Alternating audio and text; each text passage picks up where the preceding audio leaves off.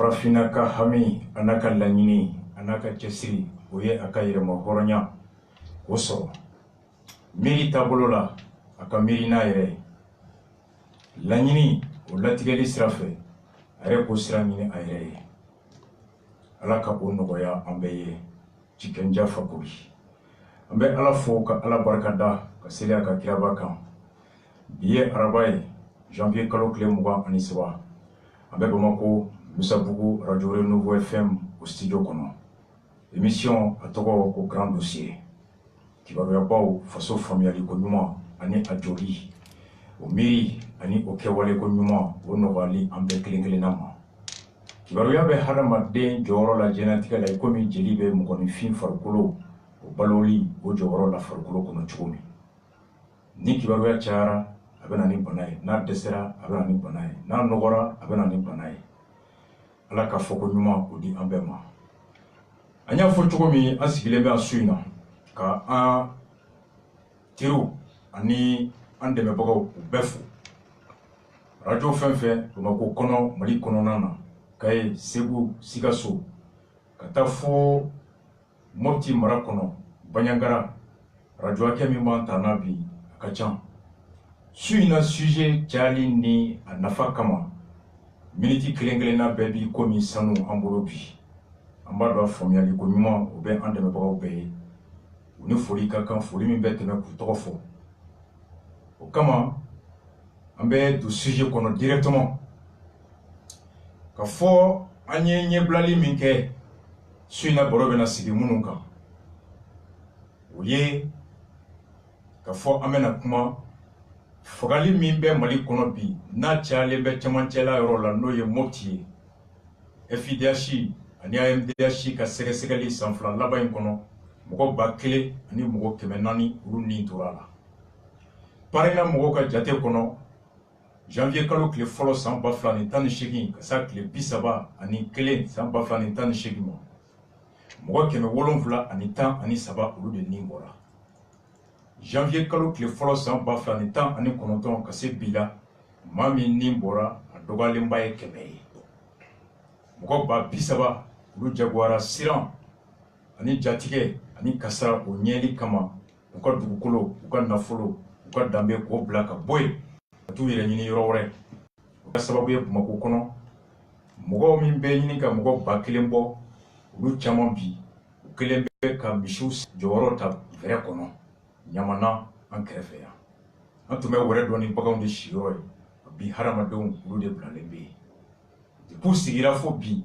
an ma kibaruya mɛn ko ɲɛmɔgɔw taara b'u ye ala ka mɔgɔ ɲumanw olu de bɛ ka t'u lajɛ u se ye mun ye k'o k'u ye an bɛna kuma o kan ka kuma o kan ka da kan o hukumu kɔnɔ jɛkulu dɔ n'o ye lakana tɔn dɔ ye Dana Masagu o tɔgɔ fɔra kosɛbɛ anw minnu bɛ Bamako yan fan fɛ kibaruya caman taara ka taa fo ka kɛ anw dɔw kɔnɔ ko a bɛɛ ye dɔgɔnɔ de ye wa k'a sigira falafaga de kama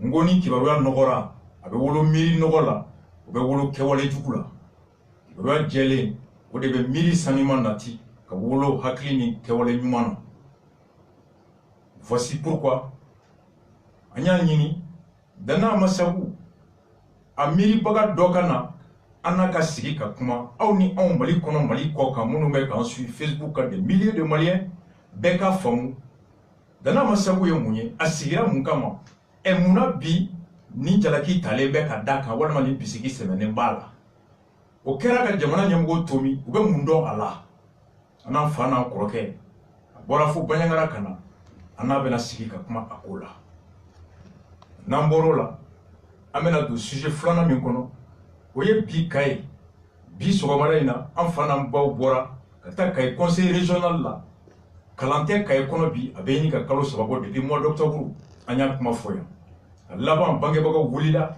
ka taa conseil régional la k'u tɛ bɔ yen f'u denw ka kalan o fɛɛrɛ o ka tigɛ ɲɛmɔgɔw fɛ wolola mun na bi an bɛ jigin o kɔnɔ k'o fɔ ka tila tuguni commune 2 ye mairie la n y'a kalo 3 ye mɔgɔw tɛ sara courant tigɛlen don énergie taara compteur bɔ mairie ba kelen tɛ dɛ commune 2 mairie bolo fara caman ka taa compteur bɛɛ bɔ juru min bɛ commune 2 mairie la a bɛ miliyɔn caman bɔ yen fana kɔnɔ o secrétaire général a b'i ko ngolo sɛbɛn fila b'a tile na numéro d'immatriculation matricule anw dabari banna ɲɛmɔgɔw saisira o wolola mun na ka bɔ ni mun ye an taara Sefeto a ma dogo mɔgɔ la yan an taalen Gabon an ye fɛɛrɛ kibaruya caman mɛn kita député o kelen n'o ye Mamadu Tunkara ye n'a bɛ wele Gabon ko Mamadu Gato a tun bɛ gato de feere Gabon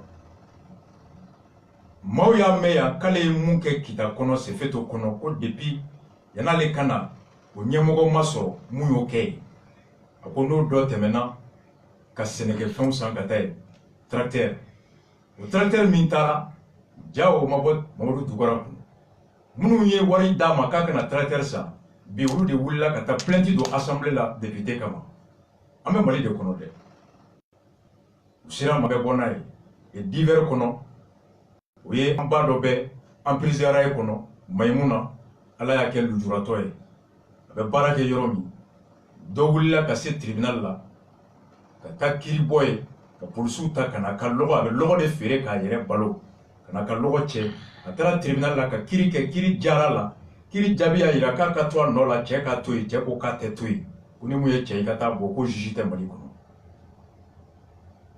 an bɛ don la k'o expliquer balimaw k'a daminɛ ni mun ye an fa an mɔkɛ Mamu Diko ala ye a woloba n'o y'an mamuso ye o ka kalifa minɛ la a janaja o kɛra kunun ala ka dayɔrɔ sumaya ani silamɛ su ala k'u garijɛgɛ harijinɛ la u y'an ko kiti min na ala ka nɔgɔya k'a da o kan an fa n'o tun ye Yata Bare ye alimami Misira kɔnɔ u y'ale bɔnɛ a nin na o dossier an bɛ na n'o ye divers kɔnɔ mun y'a bɔnɛ a nin na a yɛrɛ taara n'a yɛrɛ ye a ye mun fɔ giri kɔnɔ an b'a jɔ b'a lamɛn Imam Mamu Diko tun bɛ kumana Kawo Jim kumana mun an y'o bila camancɛ la dossier bɛ an bɛ bɔ n'o ye k'o fɔ o la ni fila bɛ kɔnɔ boulangeries olu ka ɲɛmɔgɔw bɔra o don k'u bɛ tan fara buru kan minnu fana bɛ buru dilan boulangerie la olu fana bɔra k'olu fana bɛna grève kɛ ko buru dilannaw boulangerie tigiw k'olu fana t'u ka hakɛ kɔnɔ ni mun bɛ buru dun mun ka balo ye buru ye su in na aw k'a lamɛn aw ka dugawu kɛ n'aw kisira a ye barika da ala ye n'o tɛ buru min bɛ ka dun Bamako a buru 100 o 100 a 80 pɔsɔni de b'a kɔnɔ a tɛ bɔ anw da dɛ buru dilannaw yɛrɛ da b'a fɔ u bɛ buru dilan condition min kɔnɔ an b'a k'a la bɛɛ bɛ jugement k'i yɛrɛ ye o kama 21h10 an bɛ ala fo k'ala barikada kɔrɔ i b'i ma gɛrɛ micro la kuma bɛ su in na dɛ an b'a daminɛ ka i fo waleɲuman dɔ k'i ɲininka i tɔgɔ la. D'accord, ne tɔgɔ Isa Jigiba. Isa Jigiba i sigiyɔrɔ bɛnnen bɛ min? Bandiagara. Bandiagara 4e quartier. 4e quartier. Vraiment i na a diyara n ye ka da k'a bɛ kɛ sababu ye anw caman ka faamuyali kɛ bi mɔgɔ yiri ka hakɛ min bɛ ka faga camancɛ kɔnɔ min tɔgɔ min dali bɛ bi danna a ma segu la anw caman ka dɔn a ta ka faso dɔn fu tɛ kibaruya la faso ko la n'o kan ka bonya fasodenw ma yan'an ka don a kɔnɔ dɔgɔnɔ kan don danna a ma sago a kɔrɔ ye de. D'accord, yanni n ka s'o ma n bɛ maliyɛn cɛman ani musoman bɛɛ fo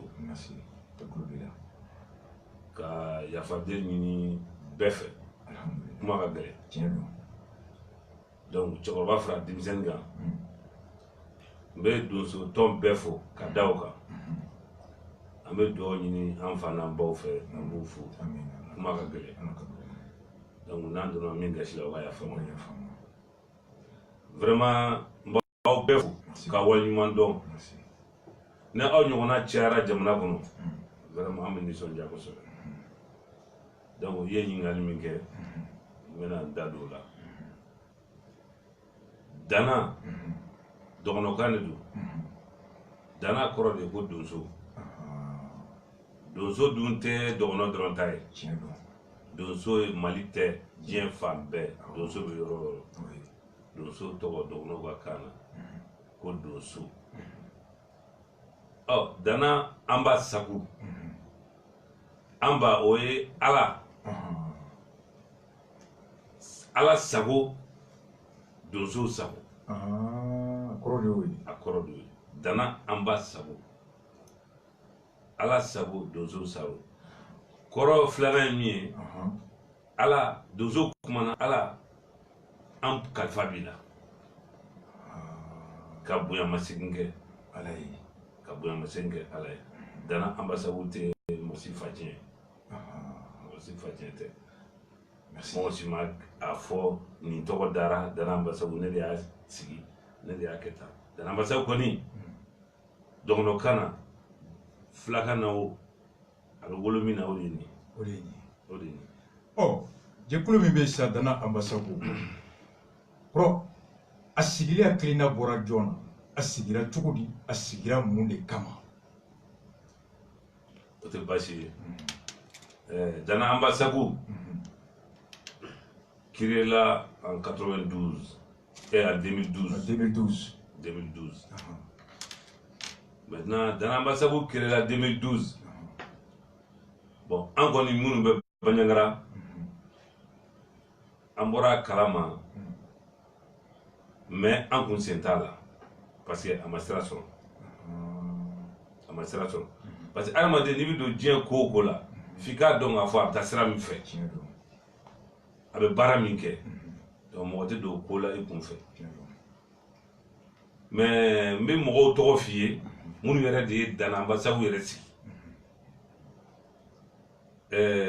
Jengi Jigiba, dans l'ambassade coordination yɛrɛ a sigi don à présent qu'on allait dire.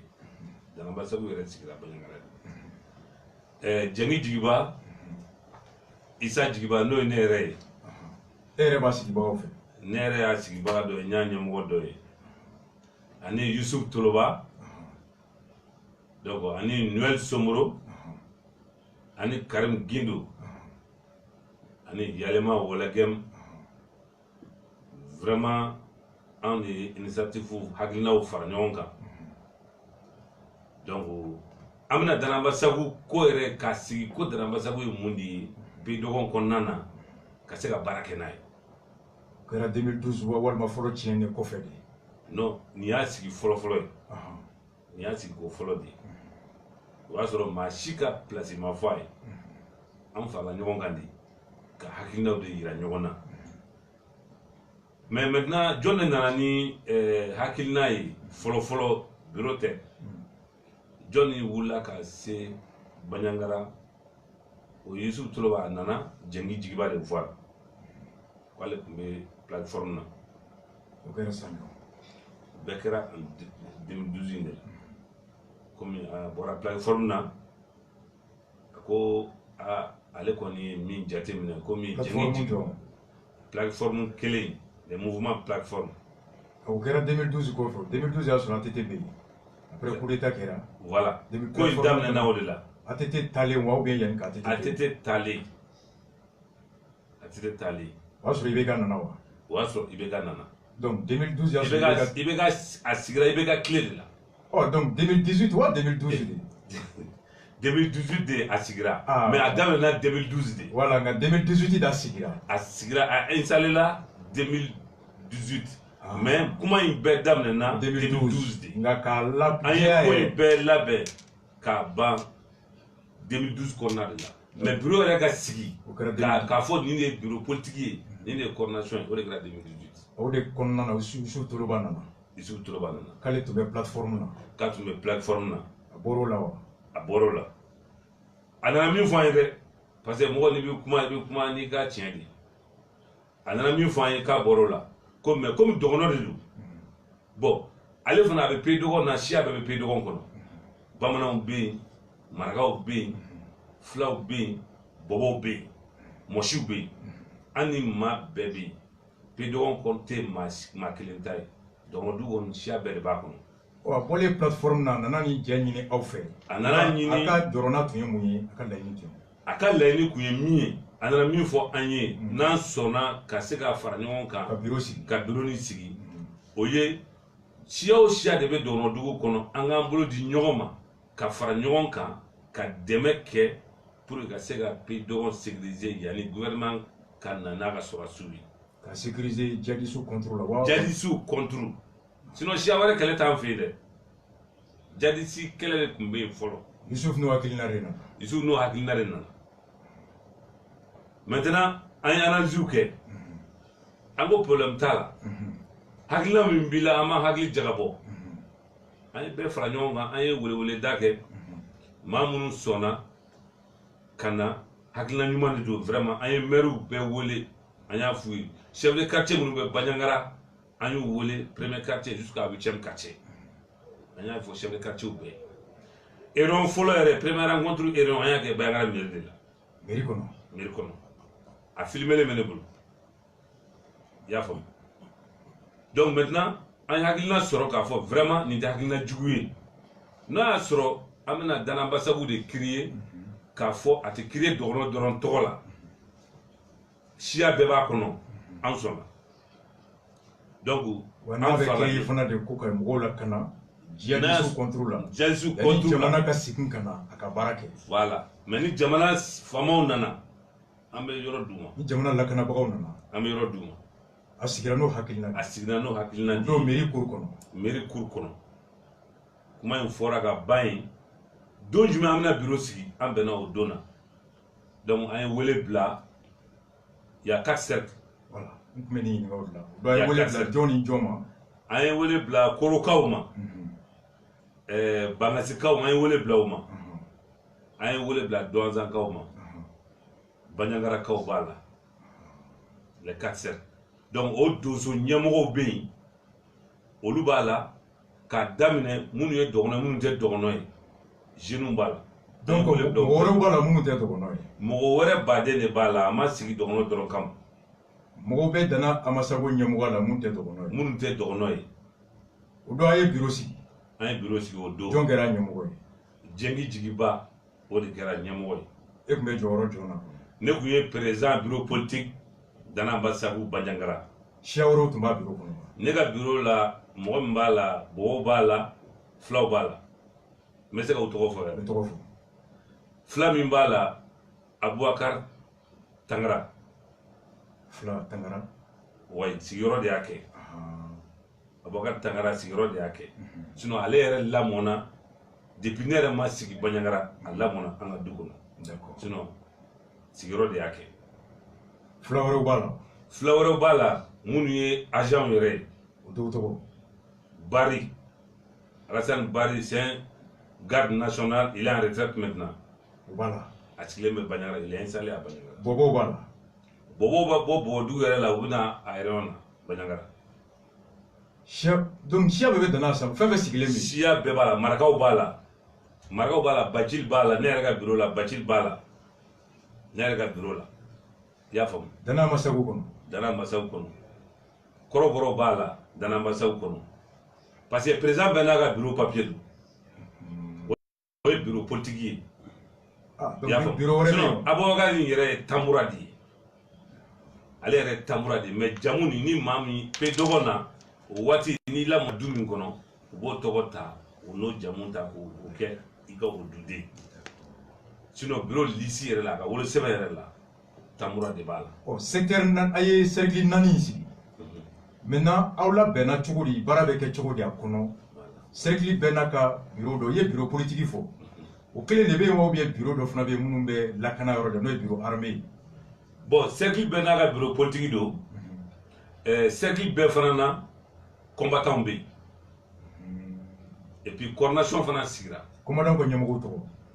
Combattant wa nyamugo ame wati bina siza komi asigi wati cercle nani bena ka combattant chef de comme chef d'état-major. Chef d'état-major de Koro, chef d'état-major de Banyangara, chef d'état-major de Bangas, chef d'état-major de Douanzan.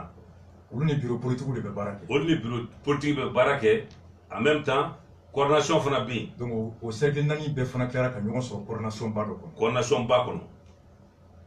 Donc au wati au cercle nani fana au chef d'état-major fana be coordination fana chef d'état-major wéré nommé kake Youssouf Toloba, allez be information du chef d'état-major Toma. Donc chef d'état-major nani tombe cercle là, vous fana be ka chef d'état-major ka Youssouf Toloba. Youssouf Toloba. Coordination kono. Coordination kono. Donc ni chi mi fora coordination kono. o bɛ di ale ma ale b'o lase coordination naani chef d'état-major naani tɔw ma olu k'o lase u ka kɛlɛkɛdenw ma cercle kɔnɔ. Chef d'état-major ni n'o y'i su Toloba ye o waati maintenant coordination de b'ale ci bɛnkan min bɛ yen ni erreur kɛra bureau politique ni ɲɔgɔn cɛ o ci bɛ di ale ma ale b'a lase chef d'état-major tɔw ma olu fana b'a lase u ka combattants ma mais o waati jadisi kɛlɛ de bɛ yen dɛ.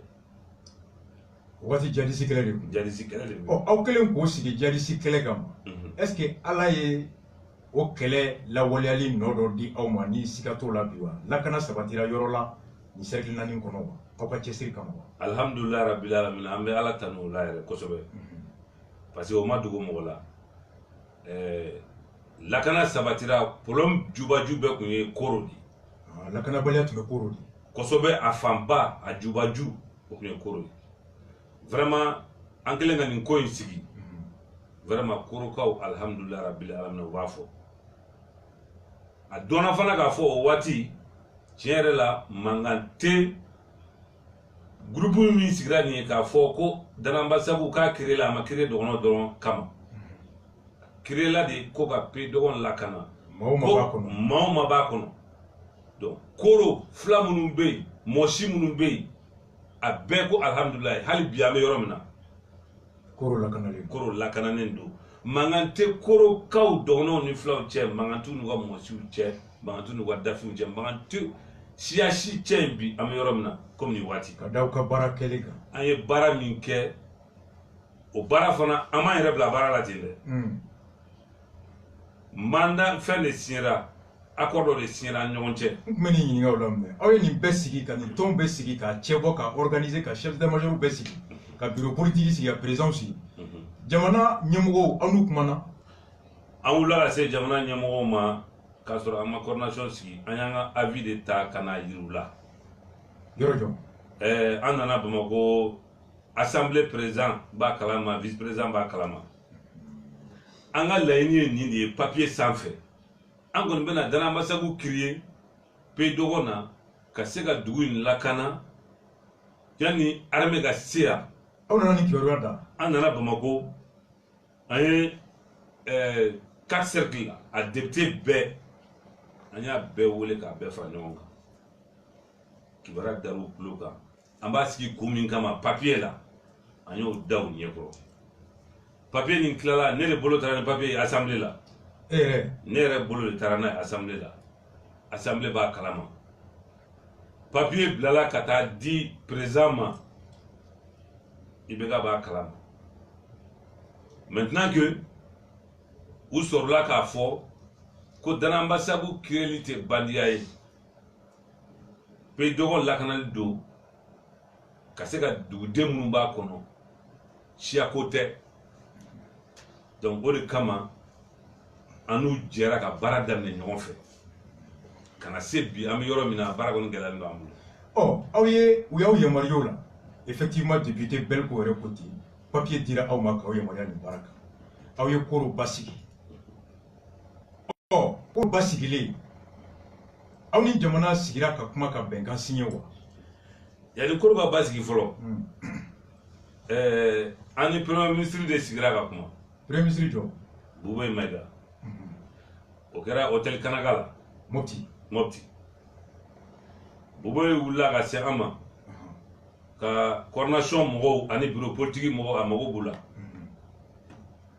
donc a y'an ɲininka an ka hakilina na ale kɔni vraiment a b'a ɲini an fɛ ka s'an ma gɛlɛya min bɛ pe dɔgɔ na n'o ye koro mara ye kosɛbɛ. O kɛra sigi waati quoi. O kɛra sigi waati i y'a faamu donc Bubey wulila ka s'an ma vraiment ne kɔni n bɛ fɛ problème min bɛ yen terrain kan a bɛ ka fɔ dɔgɔnɔw ni filaw de bɛ ɲɔgɔn na ayiwa ne bɛ na y a un projet pour la réconciliation HD donc o projet ɲɛmɔgɔ o ye Sidibe ye donc ani Abdou Wolakɛm donc n bɛna aw ni o projet bila HD bɛ baara kɛ jamana 5 la donc ne bɛna mandat signer aw ni HD de bolo ka di ɲɔgɔn ma comme aw de ye terrain kan mɔgɔw ye parce que coordination dɔrɔn tɛ coordination de b'a ka commandant a ka combattant a b'olu commander.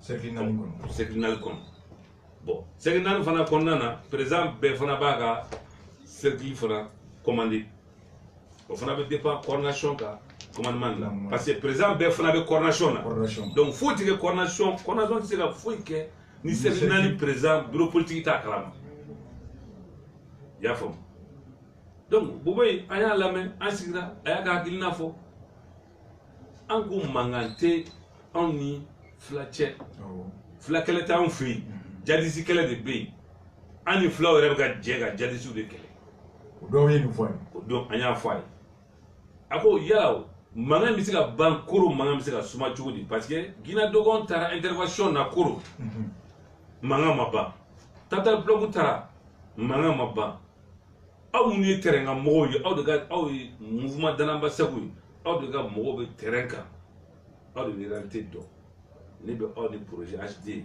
mi manda si akwa jega se ni manga ba ab se ni ban kala jul konana do yen ni ngali ke awla ay ni ngali ke angwa mi se ga manga ba 3 mois konana maintenant gelia munu me ankan anyo nye fay ambe barala mo wati ga on financer de ka fo mo de be jamna wore koka ka on financer comme Jadisi hôtel un dans l'ambassade créer belle cam pour que gelami be mama be dono dula ame lafia chogo na ya créer o kama ay carte de mamru bo wala saka aw mamun be no mun be fait dono duga lakana mamun ba ko lakana chogo na ay carte de mamru bo ambo fere keme ambo war fara nyonka en clair la carte de sacer fana bo o carte de sacer fana do be no amba fere wa kelen combattant be nyonyo combattant mun be ta terrain kan mun be formation de combattant wa carte différence bu nyonje donc anye carte bo o kama o carte warude amba nga essence saoude la an yere ba kun poche kono wari amode dona ka se ga je ka baraka nyon fe sinon ka fo anye fait créer an ministre kuma na doron aya an HD bla nga baraka we wata ka dama o make ayo bara dame nan poche kono wardi donc après maintenant que HD nalé ni HD mago be koro kaw la sisan rencontre la mago be bayangara kaw ni douanza kaw ni bangasi kaw la oluga nali transport HD bi jonoy ya fam HD ga war boro fleni donc ni ero e cliquer ni ambe franyo ngamo ero ngi cliquer donc na boro la ka fo financement wara de bambulo jamana koka kan financer kata armusa amata armusa am de gertambulo am de sacer de bambulo kala shin ko be fo ko be munumulo te aw ota onye am de gerta ambulo la suroketi be fo te aw ota ambulo surosima taw formé abada surosima ta formé d'accord donc on est prémisi kumanana aw ye barake kalo saba koro basigira on a basigira la nyine o sabatira aw ye nyogo yo ko fewa ani premier ministre kelen ngani kuma ga la ni sabatile awa HD nana avec ORTM maintenant gouverneur ga représentant bala ko ka accord signé ka ira ga fo vraiment manga mimbe koro marala manga imbana ajora ka ira Bengami tumani jamana che voilà koro sumaya ka koro sumaya asumayara ORTM tarado ORTM tara fanga ira sisa asumara chodi fo papier ga ka ala ka benga in ka papier signé donc gouverneur ga représentant de Tumbi gouverneur ba kram parce que on be bara baraka ni gouverneur be baraka ni moti gouverneur Sidi Touré bara foite anga bara en konana ate min kalama hali ani ministre ga nyoy domina ale ba be organiser o 5e région kono ale de gouverneur ni ngalbe ministre ba ale de ninga ale be jabi min di ministre ma ita so on ale bona bila an kun be barake o chodi la on ni ale de be sigi ni de be duwin kono barake ta be keta donc ay barada no chuwa la danaya ko nana ama barada ne nata kamade ay barada ne de gelami be kuma mbe ka foko flaw ni dono pour ka ira fasola ka fo flaw ni dono te irante ay ni Jadisi kele di ambe kele nke ka papier signé au cas beka do Wartem taro ko signé do. Wartem tara o signé do. O papier signé na. O papier signé o accord B. O de flembolo. Accord be mun de fo bakuru bala. Accord bangulo. Bon, accord yere signé ku yere mun de. Beka ni do. Ni ya me benga me ga o signé ga ja kuma de ke. Maintenant Guéléa min be non. 5e région yere kona la folo. Accord B bon au cas. Pédoron kona 4 Guéléa min be non.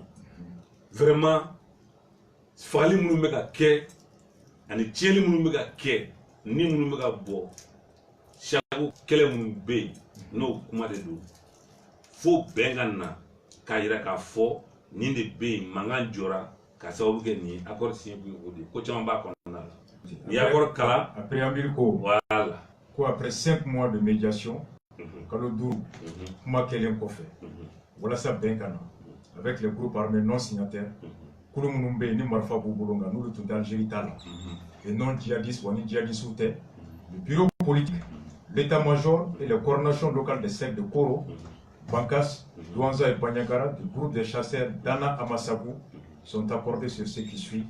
Donc, Oubena, Femi, ni Oye, cesser tout affrontement pour quelque motif que ce soit. Quel est FMFB, ils auront quel est FMFB, Manaka Pouo au Dabla. L'ancien vibrant appelle aux combattants de cesser immédiatement toute violence et de se référer aux autorités militaires compétentes. Chibla keleke chebema, beka magambe dabla, wa koko manake ikata da faso surasu kloka. Condamner fermement les actes d'agression et de violence qui pourraient être commis par des membres de leur communauté. Mao maika kulu kono, ni kojugu kebara kerel ika ojalaki. S'opposer au vol, pillage de bétail, quelle que soit la communauté du propriétaire. Ika shweni sugo sugu. Mishi shwen sugo sugu. O manake kulu kulu kono. Jekulu kono, shia kono, iko shweni kele, au bagan shwen kele. Sensibiliser les jeunes et les leaders d'opinion à s'engager dans la logique de la paix, car demsenu, ou la donia, ou la famu, ou quand son pour tchesseri, pour isendo, kele, et fin, la fia, ani ben, ou haklini, ou la walialila. Exhorter les autorités à prendre toutes les mesures nécessaires pour la sécurisation des personnes et de leurs biens dans la zone concernée et dans toute la région de Mopti. Ka jamana nyemo ka minu fe u ka fere betike mu bese kanani lakana ani manufun bolofen yoro min fleni ani Mopti marabe appuyer les acteurs légitimes au niveau local pour trouver des solutions à l'amiable monsieur Sigida nyemo pour demain togo bela voilà ça ni fe fonyon ko kera u ka se ka laban la fia ni ben kono mu make e ko jugo ni fe. Donc article 3 et article 2, c'est cesser le fait unilatéral et convenu afin de démontrer la bonne foi du bureau politique de l'état-major et de coordination susmentionnée à entamer des négociations avec la communauté Poular et l'intermédiaire du médiateur HD.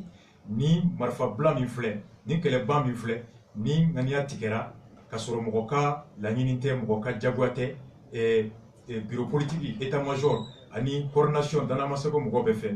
Voilà ça. Mami temena uni sigida la moche ni o jekuru do ye flawye ni o keleba ni o kuma o kebara kera HD au Kama. Donc à l'État du Mali et à ses partenaires devraient apporter une assistance humanitaire proportionnelle. Kanini jamana fefana kelenye to yanase mamunuma aka demet akase kuruma kase kumabo. Donc à l'État d'apporter un appui spécifique. Donc au domaine nous betamuna aide alimentaire ka dumuni takata, soins médicaux ka fura la souma, réparation munu tonona kase kumabo. Construction, somunu bina pujo. Kasojo maoye disons. Réhabilitation, somunu bina pujo. Réhabilitation des infrastructures, je veux dire. Sira munu tchena, école somunu tchena, doto somunu tchena kaurujo. Donc, nous, structure sanitaire, doto so, école so, ani colon munu grena pour colon d'aile. Il sollicite également un appui au relèvement économique par le financement d'activités. Car yini jamana fait, c'est gain, ani barantanya mingara sababuye ka mau fitne. Parce que soro nati wala sa mauka nina violence ko ku jigida soro ka balo herane la fia kono le transport parce que taninga seki on no ya sira glani ani transportero de la reconstruction du cheptel bagam munchana luga à l'état d'apporter un appui spécifique aux familles des victimes d'où munu ni kasra seruma ani combattant munu ni ulu sara ulu ka dembayaw jamana ka demeta kasuma. À l'État du Mali d'accélérer la mise en œuvre de l'accord d'Alger par la réalisation du processus de démobilisation, désarmement et réinsertion. Quand il y a un affaire, ben quand c'est mission en Algérie, ou la Waléali Teriara, non la Waléali Dobeteme, quand Marfabe Munungulo, quand Marfa Mine Pulula, ou Foranyoka, Anika Baradouma, Baramimba, tout ce qui Marfa m'a blé tourné. Donc, de mettre en place un processus de démobilisation des acteurs armés du centre rattaché à différentes communautés de la zone. Ani Chia o Chia, ani Kulo Kulube, Mopti Enfanfe, no Kulu Ye Jakulu Sigi, Kamarfa Duma Kulakana, ou Kulu Nufanaka Marfam Neula, alors que c'est qu'à Paradis Kuluma, Kaswabu Duma Mubato, ou c'est qu'à Polo Kasromu Jigida, Marfaka. Ces processus de démobilisation de l'insertion des territoires permettront de récupérer un nombre important de jeunes qui alimentent la violence au nom des communautés et de répertorier et récupérer les armes qui circulent dans la zone. Kewale Mimbato, Demsenin Chamanu Jigit Kelembe, Awaninou Kelembe ka Lakana, Ota, Utoga Udala, Nga, Kamarfata, Meni o Marfabe ka Dokoda fe Komi, ni Obeka Wulo Kasarala, Mauka Mamu nous le rêve à la poubelle pour Utogo, Ulu de Lakana. Aux autorités de renforcer les légitimités traditionnelles et religieuses au niveau local pour qu'elles soient en mesure, comme par le passé, d'œuvrer à prévenir et à gérer. Maintenant, là, dans la Nyamgo Mumbe, Almamunu Tubutubu, Kaulu Joro, Ola Kuraya, Kafanga Duma, Wala Sauka Baratu Yamu, Yanouye Kelen Natoy Kapumbe, ni Kelen Nana Kuda Dola Kafaga, Lukase Kabola, Wala Sa, Kankisi Ninonama. Donc, ni Benkan, entre autres, à papier Kachan, au Benani de Lakana. En article 6, les chasseurs du groupe Dana Amasabo s'engage à restaurer l'autorité morale des légitimes traditionnels. Aka tonko abe laiduta ake sigida la rola nyomo munumbe no tugutugu ni almami uka fanga nuka bonya ko la kuraya ko la kana wala sa ku joro fa faso la kana liko a papier kono awe je pour sigi no comité de suivi mumeni benga en koroshi au comité de suivi jamana togola mopti mara kono gouverneur be mugo blakata niveau cercle kono c'est le cours préfet, Bankas préfet, Donza préfet, Banyangara préfet, Mouya collectivité, Meruka Djekulu, maire des communes, Ani conseil régional cercle présent, Koro Bankas, Donza, Banyangara, Lubeke, Ani autorité traditionnelle, Dugutugu ni Almamou, ni pasteur nous font, Lukanyamu, Chide Beta. Au compte des femmes, nous offrons la présence des femmes des communes, ni cercle fait, nous sautons Yamugo, Lufanaka Chide Beta, Demsenou Fanaka Chide Beta, Ani conseil politique, on a Wolomuna, article. La mission comité Mbessigi, Kani Benkain, la Waliali Newman Koroshi. Au comité, à la mission Mouye, la mission de ce comité de suivi est faire le suivi de la mise en œuvre de cet engagement en faveur d'un cessez-le-feu. Benka Mifle, Ka Koroshi, Ka la Walia, Ka Nyamunkan, Ka Laban Bena, Bemi, ni bureau politique et en coordination, de son coordination, Koro Bankas, Douanza, ni Banyangara, nous Tekadiala. Prévenir et gérer les actes et comportements pouvant conduire au non-respect de cet engagement.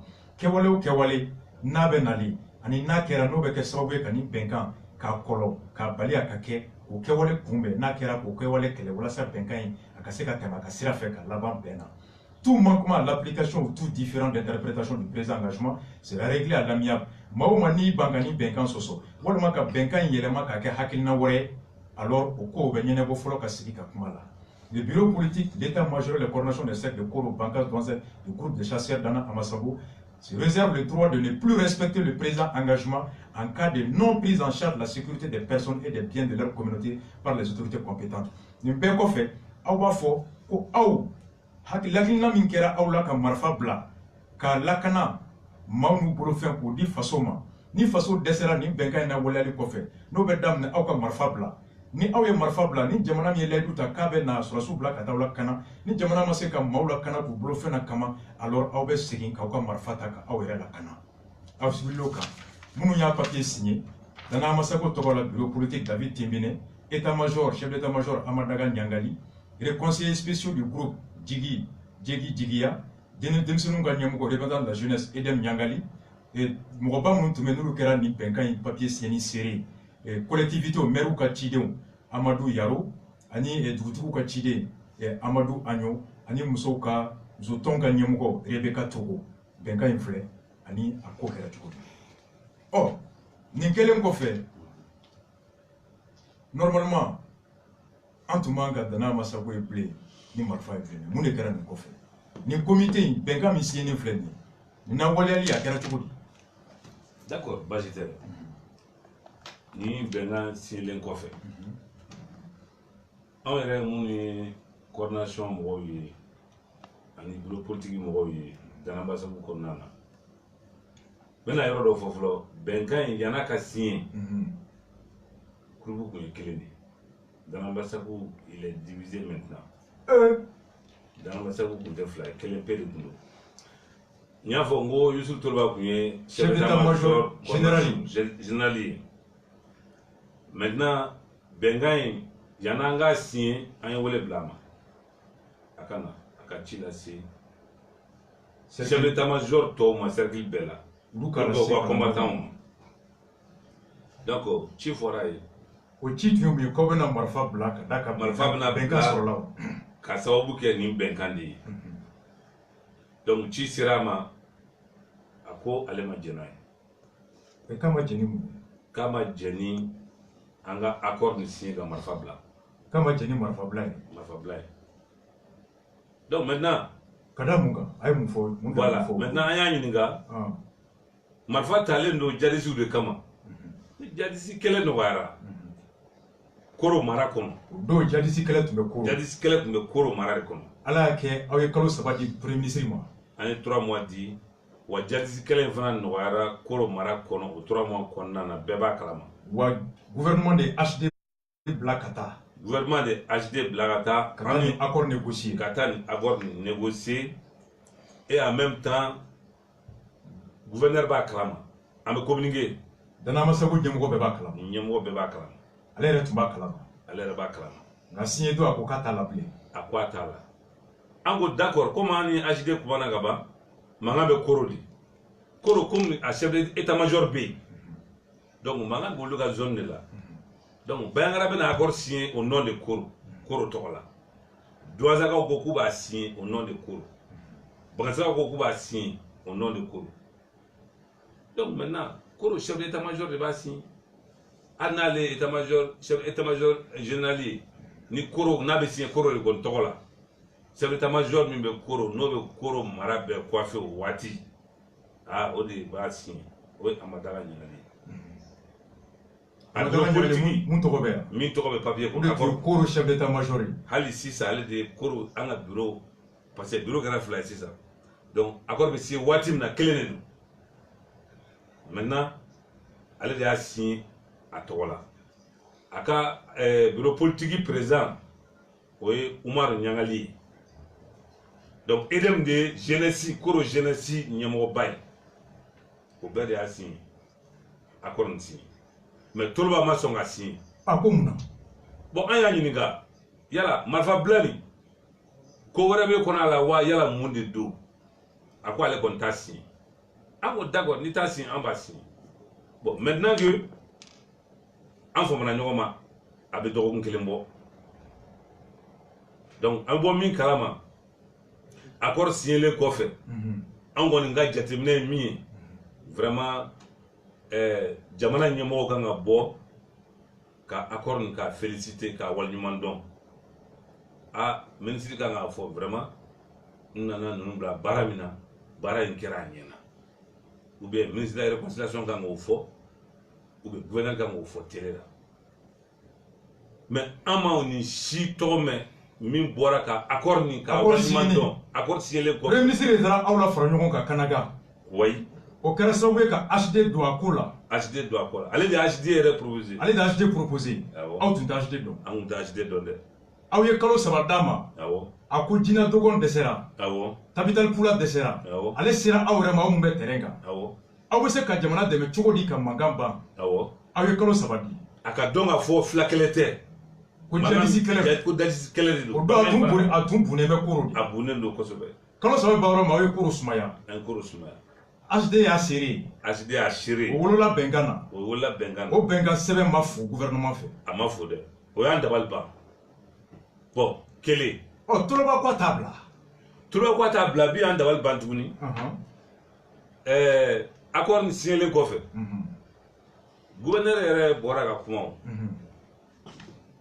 Gouverneur bɔra ka kuma ka communiqué kɛ. Accord signé kɔfɛ. Accord signé kɔfɛ. Télé la.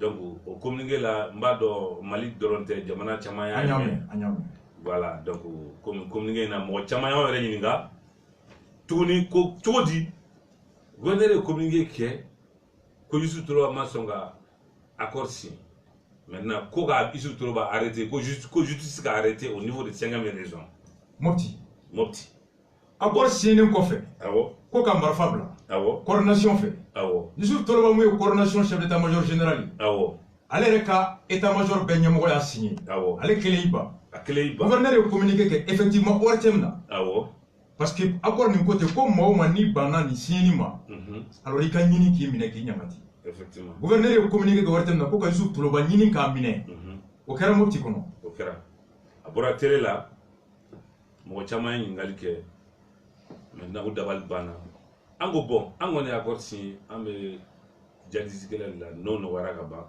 jamana ka nyesuma ani flow ambe jega baraka ñongo fe ambe ñongo kalama ko sobe oh mais no kera o ningali be romina aw sona bengama lafiya nana jamana ka laɲini na Yusuf Toloba mun tun ye aw ka tɔnden a ma tɛrɛmɛ a kɔfɛ a siɲɛna ɲana k'a t'a la n'ale bɔra aw ni jamana kan ka fara ɲɔgɔn kan k'ale kɛlɛ sisan parce que ale fana farala bindalikɛlaw kan aw y'o ɲini jamana fɛ wa bon sisan min y'anw dabali ban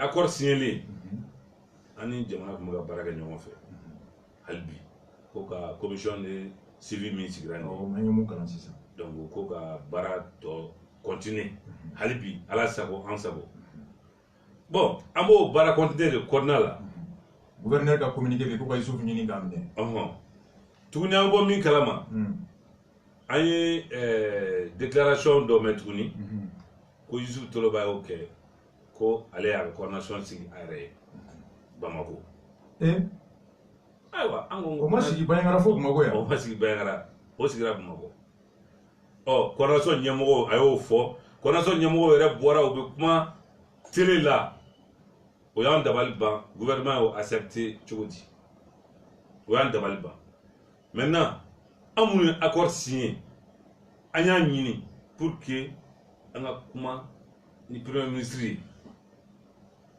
a ye rendez-vous di an ma Bubey an ka mɔgɔw nana mɔgɔ minnu nana u bɛɛ bɛ yen donc a ye rendez-vous accepté mais u nalen tuguni k'a ka calendrier chargé len don ka bɔ Baɲangara fo Bamakɔ u bɛ tile 4 kɛ yan Jɛngi Jigiba b'a la u nana ka sɔrɔ a b'a kalama a b'a kalama donc a m'u reçoit u seginna tuguni o ye an y'o rendez-vous ɲini internet a tɔgɔ di fɛngɛ a ka a fɔ cogo di primature fɛ aw b'a fɛ ka Bubey ye an b'a fɛ ka Bubey aw tun b'a fɛ ka na mun fɔ a ye o don ka na hakili lajigi bɛnkan in na yala bɛnkan min b'an ni ɲɔgɔn cɛ a ko bɛ cogo di an ma min faamuya tuguni maa min ko k'a ma sɔn o tigilamɔgɔ o de bɛ ka bɔ télé la ka kuma o thème kelen min y'a fɔ ko Yusuf Toloba bɛ ka ɲini jamana fɛ ko k'a minɛ o thème kelen de b'a la bɔ télé la fana a bɛ kuma ko Yusuf Toloba ni jamana bɛ baara la bon ale bɛ kuma la Darama Masagu tɔgɔ de la or que Darama Masagu dun divisé de don division in daminɛra ale banni de la wa ale ka banni de la ale nana bureau kura filanan min créé o de fana tɔgɔ kɛra Darama Masagu o de fana tɔgɔ ye Darama Masagu ye bon donc mɔgɔw t'o de kalama aw bɛɛ bɛ Yusuf de dɔn bi Darama Masagu Bamako yan nɔ bon an dun t'o kalama aw t'o kalama Baɲangara an ka maa si tɛ terrain kan depuis an ye accord signé an ka maa kelen a tɛ terrain kan aw ka maa bɛ taa joli la maa min b'an bolo Koro mara la an ka commandant dɔw bɛ yen nɔ o ye maa 1000 ni 600 dɔɔnin ye douanzan bɛ yen maa 1000 ni 300 dɔɔnin a bɛɛ ye kɛlɛkɛlaw ye depuis accord signé aw ye marifa jɔ depuis accord signé an ye marifa jɔ aw nana k'aw ni Bubey ye ɲɔgɔn ye siɲɛ fɔlɔ la aw nana tile 4 aw ma se k'a ye an ma se k'a ye aw seginna ka taa aw tilala k'a ɲini k'a ye wa an tilala k'a ɲini tuguni sira wɛrɛ fɛ o tigi fana ko an ka na an nana o tigi y'a fɔ a ye k'an nana ko an k'a makɔnɔ ko sini an bɛ ɲɔgɔn ye o fana rendez-vous bɔra a ma tuguni ka il est chargé bon min b'an dabali ban an ni maa minnu tun bɛ baara kɛ ɲɔgɔn fɛ su ani tile su t'an fara tile t'an fara n'o y'i ban ka bɔ accord la yanni an ka se Bubey yɛrɛ ma fɔlɔ an tɛmɛna gouverneur ka sira fɛ ani gouverneur de tun bɛ ale ni aw cɛ gouverneur tun b'an ni ɲɔgɔn cɛ tuguni an y'a ɲɛfɔ HD fana ye parce que HD de taara tɛrɛmɛli kɛ ale tɔgɔ la tɛrɛmɛli kɛ wa ale Bubey de y'a fɔ aw sigilen ɲɛna ko n bɛ HD ci aw ma su fara tile kan n'aw mago bɛ n na a y'a fɔ HD ye fɔlɔ Bubey de y'o fɔ aw ye wa Bubey y'o fɔ an ye Kanaga donc an y'a fɔ HD ko an k'a fɔ gouverneur ye a dɔ ye tun bɛ kɛnɛ kan ne tun bɛ kɛnɛ kan an y'a fɔ gouverneur ye gouverneur ko problème t'a la mais a tɛ kɛ nin o de kama an wulila ka se Bamakɔ yɛrɛ an wulila ka se Bamakɔ fana u ma sira d'an ma an bɛ ɲɔgɔn ye cogo min na Donc, est-ce qu'il y a un sur flac quel est des baby en même mieux fort? Le premier 4 mois 2017. Nous sommes dans la Massabou présent. Bureau politique, je suis combattant aussi. Mais bureau coordination, Ziara Mingra Degembere, nous sommes organisé. Degembere Ziara. Ziara Flagra, Degembere Taflo de Beke, ça va ça, Degembere Tamanaboy, dans nos tabernes. Mais on y a organisé cassé préfet, Kaboy cassé CBMA. Ani jaramu de taraka ta sécurité que nous fait. Kasara fouille ma boy. Kasara fouille ma boy. Beba klam. Maman tara ziara la beba klam. Est-ce que ni flakele bi? Est-ce que vous voyez? Est-ce que ni flakele bi? Ani flau bi jeg ka kumawa. Ani flau bi jeg a mundi baraka nous fait. Faut tant ni flau je. Mais depuis accord nous kon sira mangan no wara koro. Mais mangan ke bangasi de. E magan na bangasi. Mun na ni magan bangasi, magan fo kunte bangasi. Magan na todi bangasi. Voilà, au dernier de développement. On a encore signé le fait. Ko dara masagu be terrain ka autant on yire. Dara masagu be terrain ka autant. Gouvernement ni dara masagu be terrain ka autant on aussi tout baga modi. Oh mais gouverneur mi sidi mutungo ko ka communiquer ko ka dana sidi Youssouf Toloba nyini ka mine. Oh bi gouverneur ani Youssouf Toloba utenyo kalama. Est-ce que dans la masse où vous avez barré terrain à gaz, le gouverneur t'a calmé, le gouverneur a territoire de jour. Est-ce que dans la masse où ma jument de monsieur a barré terrain à gaz sur la sous B, nous allons sur la sous commandé. A fora ko sur la sous munga Youssouf nyini ka mine. Uni sous ma de ka nyoma ide. Sur la sous nous sous kon menyo nga dongodo. O wajibi dio. Youssouf te mo do leon.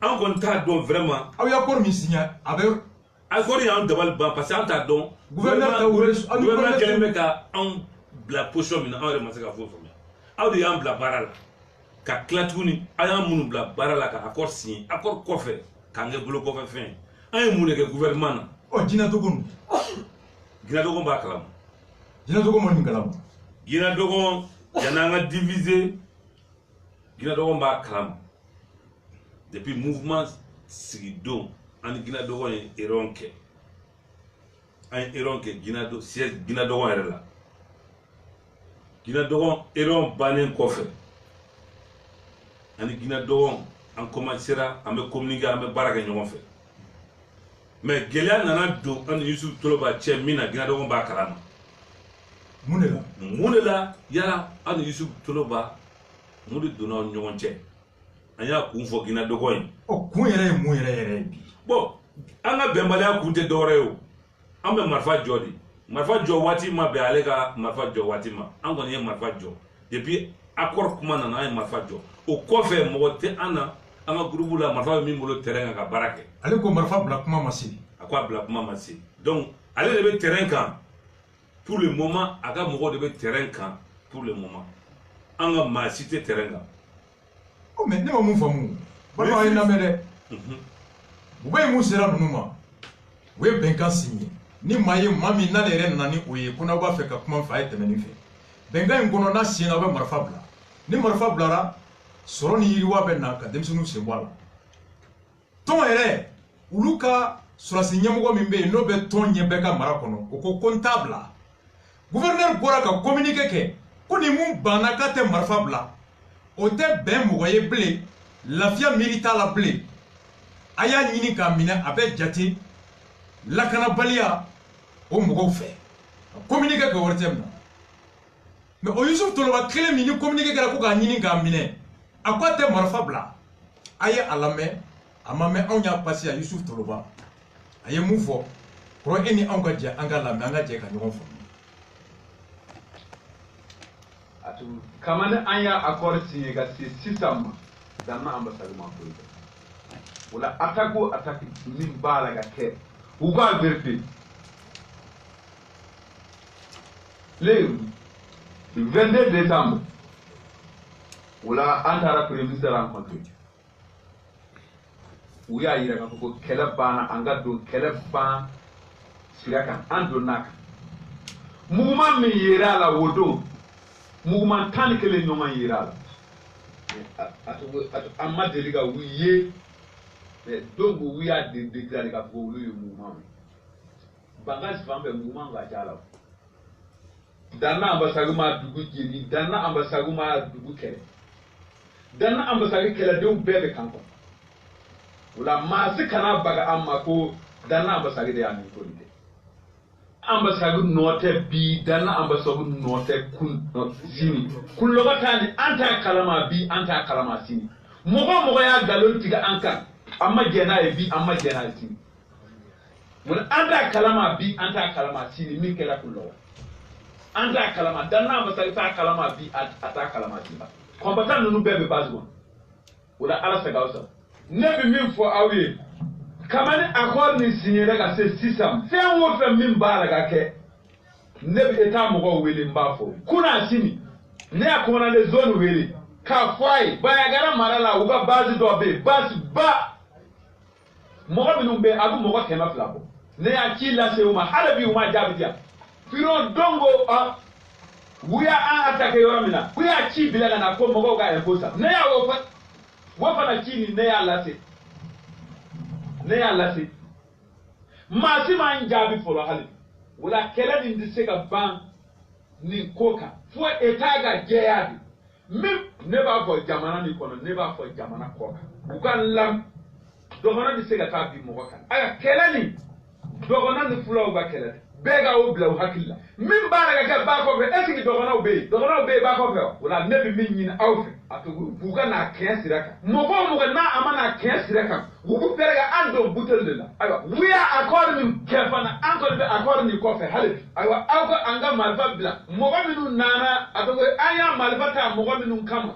wulu minambe wubole ga yala ko kono aywa andi se anga adami dide na wa fe kelani nga bam mo minu be ko kono uba wubelega wodon an kumana minna mo nana ereyon ninna ministre de réconciliation akumana beado minkera ayam beam muso do kundo fulo muso do kundo masuku ma aga kuma jati fulo muso ya yire ka fo mo ga minu be ko kono ko uba wubelega na o takela ni tiba fulo muso do ya nifo ma o ma nana ereyon na masima kefo premier ministre bana ubuka premier ministre negande mo ga minu ba no fe ubuka negande wala baraga keke ministre de sécurité anko amba deme kedo aga jija fengo fe na aya me atogo amba fai bara ni aga bo asira aya yire ga ko uga kan sigi yoro mina 27 septembre ga se sisama etama soraga kan kele etama soraga me aya live ta anyo ko abi kan na sura su te ken kera go ta tugo andiga halibi anko de accord ni ko bi amba ko wala mogo ga jija uga bo asira wala ala sabisa anko ni be min no fe anni fama benda min kan ambo do no fe accord ko manga minu be wili anti foy kalamala anni premier ministre benna bara min kan ambo sira de la halibi wala atogo resitiri dire amma anya anga mogo be wele kan kono ambuga o bara de na wote masimata mogo attack me don godo kuna sini bayagara marala dugu do be uba ko dogani ni ningali manja me atogo wiyele lay wiya keli chaman ke asegi me masima kuma wabana aya kuma na de zone wele ga informer masima ka wala nebi min fo premier ministre yere mogo minun ba no fe utika ken fay na abina ken sire kan akana mogo kiam pasa anga sigiga kuma anti galo fe tenwo fe aya min fo ay ambuga bo asira fe hali wala ka fogo premier ministre tara kelebe wini premier ministre nana yan kelebe wini wote benkante mogo minun ba no fe utika ken fay mogo minun bora ko bo na keleke yoro la mogo minun be dugu kono adogolendo awta mogo mina dugu kono ka fogo ne kelekela esiki kelekela dogolendo sorati minun be keleke kongo kono minun be biro kono esiki wu dogolendo wala dozo minun ye kelekela ye minun be dugu kono esiki wu ye kele wala na premier ministre nana dongodu dozo kelekela minun be na me amma deliga fula kelekela yi don kele amma deliga kelekela minun don lendo esiki wu ka mogo minun wele wu ye kelekela yo andi foi kalama la de konina de na ambe kele kuna sini mogo boro fe ka yele dogani aya kuma na de zone wele ka nyafai fila masima se wala ne ya dozo bilagata dozo balaga dogani sekisi dogani ni de atiteme 20 km ka beba kabo bayagara gata ningari pharmacite kabo bayagara gata dogani pharmacite dozo doron de pe kere nana anya au informe na autita ambake to masima de as wala masima don de du kona ka den ambe kele ndu me na wu don na kere la fo dogana na idon na la ambita ino de ka uga bla wakilla ka fogo wulu ye fulo yo wote don godo ne biteme de don godo biteme beba don biteme de wati be biteme de ji Kro, anya Yusuf Toloba la mesisa. Kuma sababa ko. Fola ko benkan min be o ni premier ministre che. Olu bo benkan ko. Flana ko premier ministre u be kan galon tiga yo koro kan note. Sabana ako halibi lakanati. Uye kando ko fo ko keme flabe surasu mata. Unana fo ko ka impôt sara aya fo CB mo mata. Ako ayoro chamo fo alibi famauti. Koni fama mata ka maula kana ulu te se ka marfa plan fo nu do bologo. Ni o laje aw ye benkan signé ni jamana ye ni ben lafiya natel jamana kata lakana ke. Ni lakana make ibse ka famu ko Yusuf Toloba jodo alibi ka mo lakana. Nga ñiningali folo min be benga mi temena aw ni premier ministre cɛ n'o kɛra sababu ka koro sumaya iko wagati y'a sɔrɔ mankan tɛ bangas depuis o benkan siɲɛna premier ministre banna ka aw bisimila mun tun banna k'a tɛ marifa bila o don ni communiqué bɔra ko k'a ɲini k'a minɛ o de ko bi ko ale ni premier ministre bɛ benkan min na ko benkan ka ɲi wa ko ngalon bɛ ka da bube la anw m'o faamu bon yɔrɔ min filɛ nin o de y'anw yɛrɛ kunkolo sofɛ parce que bɛnkan min bɛ Toloba ni premier ministre cɛ ni ala yɛrɛ tɛ maa t'a dɔn cogo di bɛnkan bɛ kɛ ale ni Toloba cɛ cogo di k'a sɔrɔ e ni maa minnu ye accord signé i t'olu jaabi i t'u reçoit maintenant i dun b'a dɔn u bɛ yen mais olu tɛ wele tuguni Toloba de bɛ wele Toloba n'a ka équipe Toloba mun tun ma sɔn ni a fɔra ko k'a minɛ voilà bi o de bɛ bisimila bi o de bɛ bisimila aw mun sɔnna ka marifa da aw tɛ bisimila bi voilà maintenant tuguni filanan k'a fɔ ko mankan bɛ yen est ce que korokaw ye marifa bila est ce que mankan b'u fɛ yen wa mankan tɛ koro bi mankan tɛ yen mankan tɛ koro mankan tɛ yen mankan kelen tɛ koro koroka bɛɛ u ka sugu bɛ jɔ u ka filaw bɛ na sugu la u n'u ka filaw ka di aw de bɛ ka yɛlɛ ka na an de bɛ yen an ye accord yɛrɛ signé au nom de Koro parce que mankan tun bɛ Koro mankan tun bɛ koro mankan bakuruba yɛrɛ wa Koro chef d'état major y'a signé a y'a signé a denmisɛnninw ɲɛmɔgɔ y'a signé u y'a signé mais bibi in na ni bureau nana kɛ fila ye ka Yusuf Toloba bɛ yɔrɔ jɔnna yen Yusuf Toloba ye yɔrɔ jɔnna ka na a yɔrɔ jɔnna sumaya bi ne ɲɛ t'a la a ye État ɲininka n'a y'a sɔrɔ depuis Yusuf Toloba ye baara daminɛ u delila ka dugu jumɛn lasumaya o de b'an dabali ban dɛ aw ka coordination ye Koro lasumaya o ye Koro lasumaya Yusuf Toloba mun bɔra ko marifa bila kuma ma se bi a ko k'ale bɛ ka mɔgɔw la sumaya dugu jɔn bɛ yen a ma dugu la e tɛ dugu dɔn a ye mun na sumaya ne ma dugu ye ne ma dugu ye est ce que lasuma yɛrɛ bɛ gouvernement kɔnɔ question bɛ yen voilà min yɛrɛ y'an dabali ban an ma foyi faamuya parce que aw minnu sera ka Koro basigi bi sugu bɛ jɔ anw tɛ jate aw tɛ jate mun y'i ban k'a tɛ marifa bila o ma se ka yɔrɔ basigi fɔlɔ nka o de bɛ k'a lamɛn voilà maintenant filanan ye mun ye ministre nana réconciliation nana lancement de DDR u nana la Mopti donc coordination nationale o ye anw ye bon hali n'a y'a sɔrɔ groupe kɛra fila ye o ye 600 ye normalement ni weleli bɛ kɛ ka jɛkulu wele ka registre d'u ma bonya yɛrɛ kɔnɔna na normalement anw fɔlɔ kan ka wele aw de fɔlɔ dɔnna aw de fɔlɔ dɔnna aw de fɔlɔ ye accord signé ka accord signé wa aw ma bɔ accord kɔnɔ an ma bɔ accord kɔnɔ hali sini mais anw ka registre u y'a di HD de ma ka na di an ma HD kelen ka na registre d'an ma k'an ka baara kɛ d'accord registre dili ye wajibi de ye o parce que maa min ye baara kɛ kɔni wajibi de i tɛna se ka registre kɔni di maa wɛrɛ ma k'a sɔrɔ combattant b'u bolo coordination bɛ yen mais gouverneur m'an wele a balila an na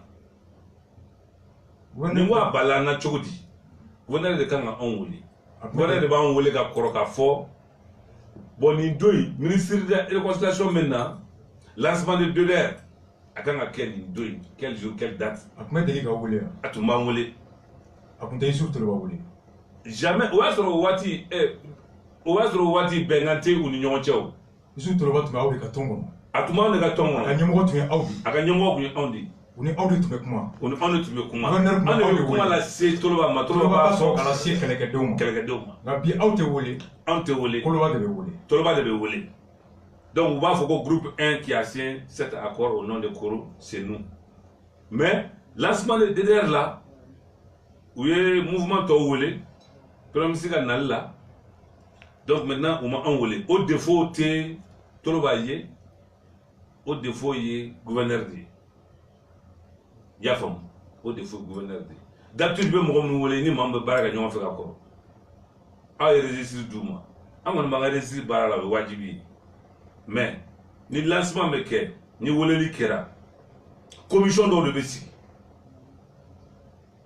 o commission be je mouvement to ko nana ka je ka baraka ni mo fe folo kala be ko marala ka fo ni mouvement be anto don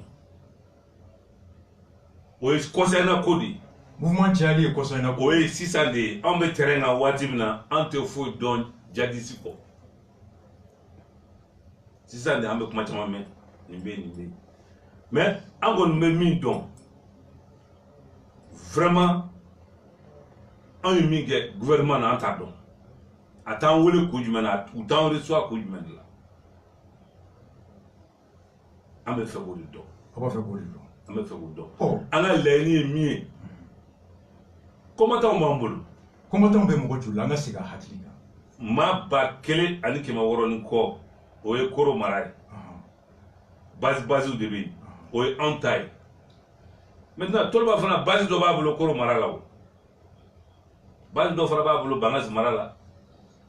Base de Bablo Fanwarefe. Ante min don parce que ante nyonga position don. Mais mo folo mu bara ere ke terrain kan pe do ere la. Oye onde. Min donner do gouvernement ere fait. Le gouvernement de reçoit biblé. Bi koni vraiment le gouvernement a envolé quand il reçoit. Il y a un gouverneur fait, quand il y a un HD fait, un premier ministre là. Premier ministre quand il reçoit, il y a la monde de pays. Premier ministre fait là-bas, donc, non, lancement là. Non, ma follow mon diraga, baraga, non, on fait, n'était gouillé. Outéa. Il y a là, à Kranchodi, après ça, il y a un Nalgeo. Bien fait, il y a un Asro. Amo kibarati ka fo ale kon ban don ka ko abo atara yoro mina de la katay ani munu de la ka kuma abulu don yala makoro nim be mi o fana make o yan o fana dabal ba angon be min nyini vraiment o biya ka mo ye marfa bla wa ma bla anga mo ye marfa bla de be wi accord signé bon ni accord ni ma wali ka ta nyefe bon si ça angon ta don si ça mi me état kono État tara ye bela kanabia. État tara abe va-et-vient ke mais Surasu sigilembe yo. Surasu sigilembe yoro chamana. Usigilembe yoro chamana. Mais bangasi problème de kacha. Parce que mo ni te terrain kan. Bangasi marala anga mo te terrain kan. Ansika kuma bangasi la quoi. Ka fo ni ne be terrain kan, ni ne be terrain kan. Depuis que Mangan Djora, Koro Togola, Angoumé Bangas Lakana, Kakoro. Depuis accord signé, on a eu Marfabla. Na Marfabla, Mangan Nana Bangas, Chogomna et Anda Tado, Ayanda Balba. Quand Marfa Togolo Mangan Tunte Bangas. Mangan Tunte. L'accord signé, Kauka Bla, Kelega Bla, Mangan Nana Bangas, Abora Koro Sa, Nana Bangas. Ah oui, Koro Lakana. Mangan Sierra Koro Togora, Domina Fobi, Mangan de Koro. Na Mangan Tunte Bangas. Mangan Tunte. Quand on a eu Marfada, Mangan Nana Bangas. Mangan Nana Bangas. Mangan Tunte Ali Banyangara, concernant ou commencer à couper dans Mangan et Bangara commune Fana Konana. Donc, vraiment, on a un liga jockey. Maintenant, HD c'est un projet pour la réconciliation, un projet canadien. Un Canadien, on a un projet. Canadien, on a un projet. Oui, de Uchi Auma. Oui, de Uchi Auma. Canada Hotel. Ah oui. Quand nous avons nous barré, nous fait.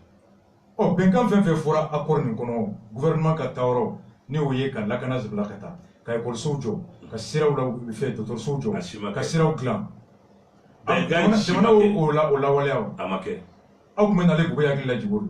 Antu mena akila jigi o benga kuma de la. Sinon, ka fo ko wore de ba on gouvernement tché. fo wɛrɛ tan ma tɛmɛ ni gouvernement cɛ n'a bɔra a y'an bila baara min na ka kɛ wa y'a kɛ wa an y'a baara kɛ fana ka s'a dan na a sera ale ta ma k'aw bɛ na hakili lajigin o la aw ma gouvernement ye bilen an ma se k'a ye nka gouvernement ni toloba bɛ baara la gouvernement kɔni ni toloba bɛ baara kɛ ɲɔgɔn fɛ parce que u bɛ ɲɔgɔn kalama ni gouvernement ni toloba tɛ ɲɔgɔn kalama est ce que toloba bɛ se ka ye terrain kan toloba bɛ yala toloba tɛ kuma télé la wa toloba tɛ communiquer kɛ télé la bɛɛ t'a mɛn wa waritɛmu kelen waritɛmu kelen min ko ko n'a yera k'a minɛ voilà toloba bɛ kuma waritɛmu na toloba bɛ communiquer kɛ cogo min ka d'a ye mais min kɔni b'u ni toloba cɛ ala ko tiɲɛ an t'o dɔn toloba ka bureau sigira Bamakɔ yan toloba ka bureau sigira Bamakɔ yan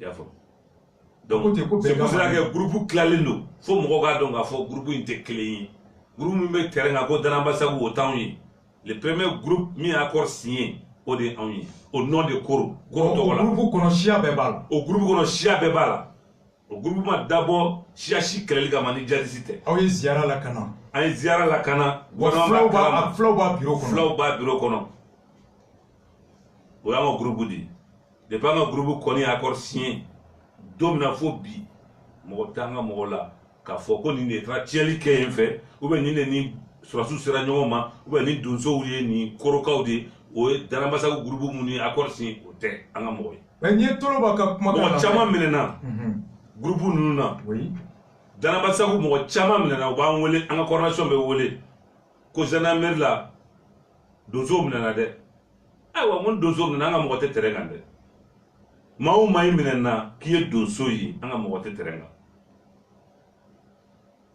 depuis an ye accord signé an ka maa si tɛ terrain aw ka maa si tɛ a ye carte feere fɛn fɛn an ka carte bɛ maa o maa bolo a si tɛ yen a si tɛ terrain kan i y'a faamu fɔlɔ carte kelen de tun ma an bɛɛ tun ye carte kelen de ye Vous bɛ taa kuma fɛ waati min na an bɛɛ carte kelen de ye mais accord signé nana ni farali ye toloba ko k'a tɛ marifa bila k'a t'a bila o waati i y'a faamu donc an ye accord signé o kɔfɛ an ye laɲini kɛ HD fɛ n ko pour que k'a jira k'a fɔ bɛn bɛ fulaw ni dɔgɔnɔw cɛ fulaw fana ka na accord signé fulaw fana nana accord filanan signé élection tɛmɛnen Maître Alassane Bari ninnu b'a la ani Barthélemy Togo ani fulaw ka responsable ani an ka coordination mɔgɔ ani dɔgɔnɔw chef de village ninnu an ni fila ninnu bɛɛ an bɛ communiquer an bɛ ɲɔgɔn kalama u b'a dɔn k'a fɔ ninnu ni Danaba Sagu minnu ye accord signé u tɛ terrain kan fɛn dogolen tɛ o an kɔni tɛ terrain kan minnu bɛ terrain kan bɛnkan minnu fana b'u ni gouvernement cɛ vraiment an t'a dɔn bɛnkan bɛ toloba ni premier ministre aw t'a dɔn an t'a dɔn dɛ u kɔni bɛ terrain kan an kɔni t'a dɔn min b'u ni ɲɔgɔn cɛ mais an kɔni tɛ lamɛn sisan an fana t'o kun dɔn donc an dun ka accord kɔnɔna na nin kan ka kɛ nin kan ka kɛ nin donc bɛɛ dun b'a wele ko Danaba Sagu groupe Danaba Sagu or que le groupe est divisé en deux donc il faut que u k'a jira k'a fɔ Danaba Sagu gouvernement yɛrɛ kan ka jira k'a fɔ Danaba Sagu groupe tilalen don fila ye ka mɔgɔw bɔ fili la. Belko, l'honorable Belko, député de l'Adema, il a raison. Il y a une assemblée qu'on a. Donc, on a serré de 600. On a benga minini. La cour beka à la walea.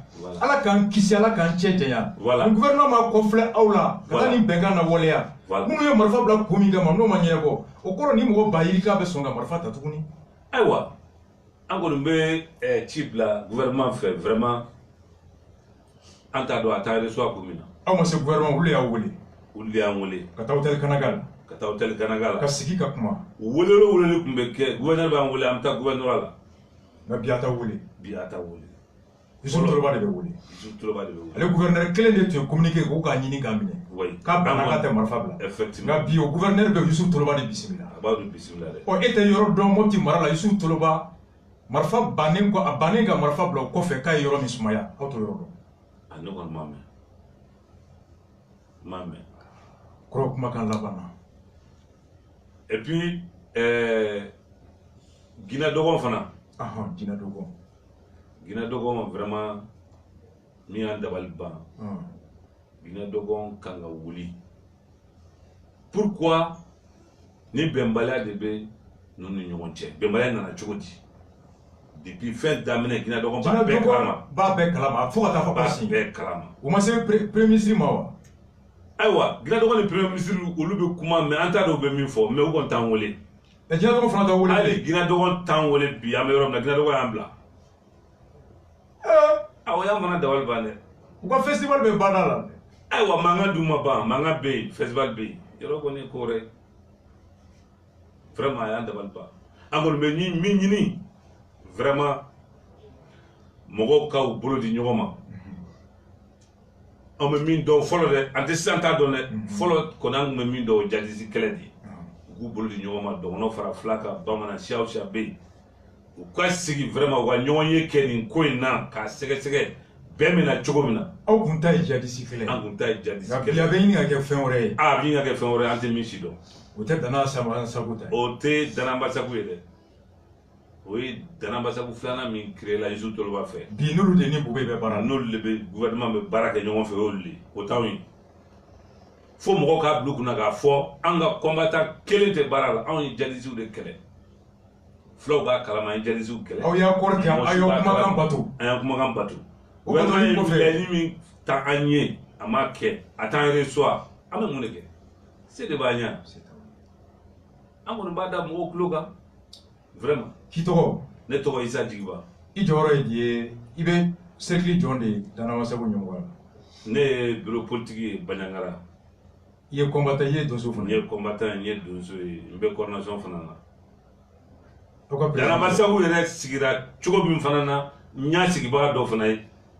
Wa Dana Basagu bɛ sigi don min fana na an kumana k'a filmer k'a yira k'a fɔ Dana Basagu tɛna sigi fila kɛlɛ kama a tɛna sigi bɔbɔ kɛlɛ kama a bɛna sigi de ka cercle naani nin ka jɛ ka bolo di ɲɔgɔn ma siya o siya b'a kɔnɔ an ka jɛ ka bolo di ɲɔgɔn ma ka se ka baara kɛ ka jugu kɛlɛ ni armée malien nana waati min na an bɛ kɛnɛ d'u ma an bɛ marifa bila. A sigira ten de a filmera a kumakan fana a tile bɛ ne bolo. Wa armée état n'aw kumana don min na aw ye layidu timɛ don min aw ye marifa bila o don.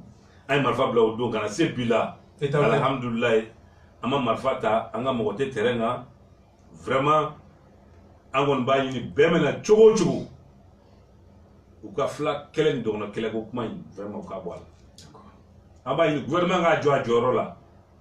K'a jɔ a jɔyɔrɔ la vraiment a ka ko bɛɛ kɛ nin ko in bɛ ban anw fɛ yen cogo min na dɔgɔnɔw tɔɔrɔlen don fulaw tɔɔrɔlen don ni tiɲɛnikɛla nana a bɛ bɛɛ de faga n'a ye maa sɔrɔ siyako t'a la. A tɛ siyako bɔ a la siyako t'a la. Bon nin si kun tɛ anw fɛ yen fɔlɔ waati min na anw bɛ accord signé Koro tɔgɔ la nin kun tɛ yen kɛlɛ dɔrɔn de don ayiwa an bɛ jadisi kɛlɛ de la mais bi bi in na fɛn min bɛ yen wala an t'a dɔn. Wa nin kɛra mois de juillet 2018 ye. Voilà. O de kɔfɛ ni bi cɛ Isufu Toloba ta signé décembre aw ta signé juillet 2018 Isufu Toloba ta signé le 22 décembre. Voilà. O y'a sɔrɔ mandat d'arrêt b'a kɔfɛ. Voilà a kɛra ten de aw kɔni télé la bɛɛ kɔni y'a ye o. A yera minɛ. Ɔ mais sisan u t'an wele mun kama u t'an reçoit mun de kama. Parce que marifa bila t'u ranger bi bilen o dɔrɔn de don. Ayiwa an bɛ se ka an kɔni bɛ bɛn de kɔ. Ala ka bɛn nati. Vraiment Ala ka an bɛ dugawu kɛ an bɛ dɛmɛ ɲini maliyɛn cɛman n'a musomanw fɛ. Siya bɛɛ fɛ bɛɛ ka dugawu kɛ vraiment ɲɛsuma bɛ na nin ko in na cogo min na vraiment Ala ka na ni ɲɛsuma ye an kɔni ye baara min kɛ ko in kɔnɔna na vraiment o de ye nin ye. Amina amina. Mɔgɔw k'a dɔn k'a fɔ ko Dana Basagu a tilalen don fila ye de. Merci beaucoup. Kelen tɛ dɛ fila de. Isu Toloba ka groupe b'a dan ma. O de ni gouvernement bɛ baara la bi. O de ni gouvernement bɛ baara la bi. An kɔni tɛ baara la dɛ vraiment an tɛ baara la. Merci beaucoup. Yanni ka bɔ plateau kan. Tapi Talpula u ka président ye communiqué min kɛ jalajɛba bɛ yen nin ko in na hali bi Sibirito palais la an k'ale lamɛn. Tapi Aziz.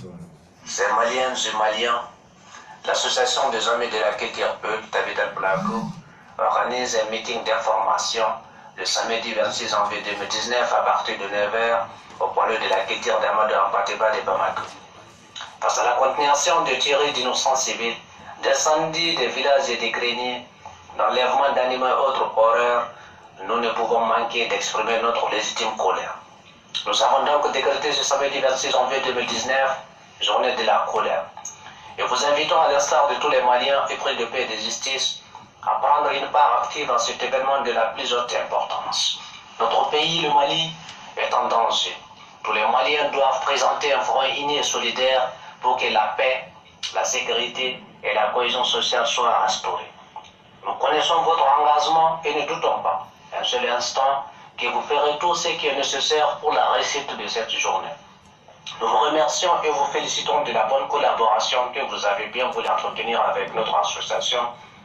Veuillez agréer, mesdames et messieurs, l'expression de nos sentiments les meilleurs, signée par son Excellence, Monsieur le Président Abdelaziz Diallo, président de Tabidal Boulakou, chevalier de l'Ordre national du Mali.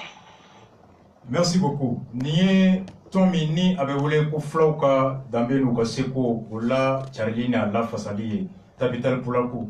Ukoko ni kibaruya mini abeda malien che ana muso beka. Uye a papier chi oma CDR le 21 janvier 2019 à Monsieur le Président du collectif pour la défense de la République CDR, meeting du 26 janvier 2019.